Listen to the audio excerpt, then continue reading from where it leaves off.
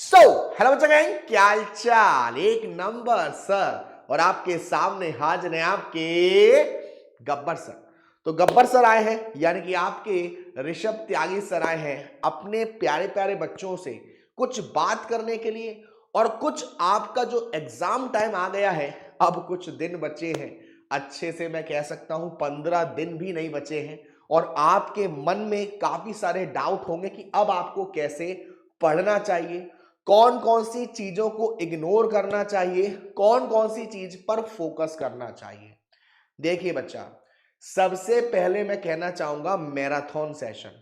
मतलब सर, कुछ सब्जेक्ट्स हमारे ऐसे होते हैं जो वीक पॉइंट होता है। देखो, अगर आप हर सब्जेक्ट में अच्छे हो, हर सब्जेक्ट आपको अच्छे से समझ आता है, तो वो आपके लिए बहुत अच्छी बात है। लेकिन अगर कोई सब्जेक्ट ऐसा है जिसमें आपको डर लग रहा है, तो मेरी एडवाइस यही रहेगी कि उन चैप्टर्स को या उन टॉपिक्स को आप मैराथन सेशन में करिए। मैराथन सेशन जहां पर आप लोगों को वो पूरा जो टॉपिक है, पूरा जो सब्जेक्ट है वो पढ़ाया जाता है।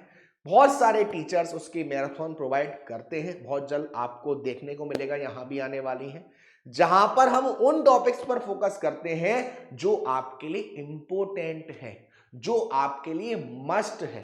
दूसरा चीज, अब जो आपने नहीं पढ़ा या आपने पहले छुआ ही नहीं था, उस टॉपिक में आपको नहीं घुसना है। सिंपल, जितना किया था, जो किया था, जैसा किया था, उसी पर आपको टिके रहना है और अपने आप से कहना है झुकेगा नहीं।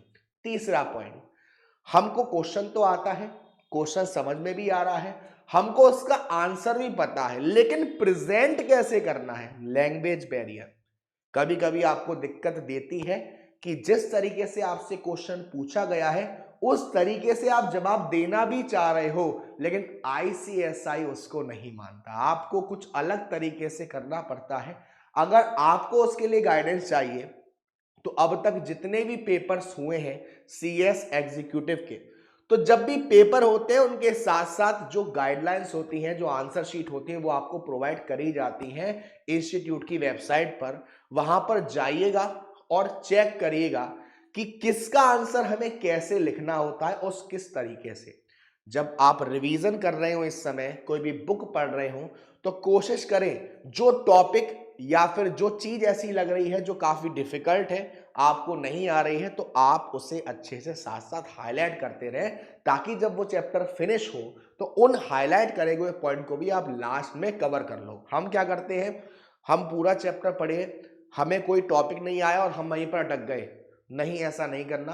अगर आपको वो टॉपिक नहीं आ रहा है तो फिलहाल के लिए आप उस पर हाईलाइट कर लीजिए लाल कलर से, ताकि जब ये चैप्टर आपका एंड हो जाएगा आपको याद रहेगा कि ये सारी चीजें, ये सारे पॉइंट्स आपको समझ में नहीं आए, चैप्टर के लास्ट में मैं दोबारा करूंगा।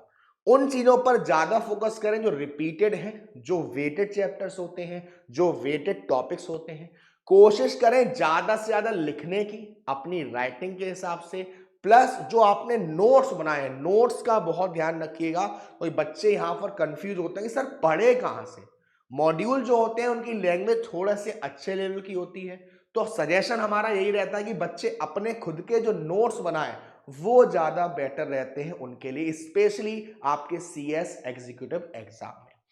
तो उसके साथ साथ जब भी आप चाहें, जैसे लॉ है, लॉ में आपको केस स्टडी से ज्यादा तालमेल करना पड़ता है, तो वो केस स्टडी अपने ऊपर लागू करके देखें कि मैं एक डिफेंडर हूं या मैं एक प्लेंटिफ हूं। डिपेंड्स कि मैं केस करने वाला हूं या मेरे पर किसी ने केस करा है, तो मैं प्रोविजंस के हिसाब से, सेक्शंस के हिसाब से उसको कैसे ट्रीट करूंगा।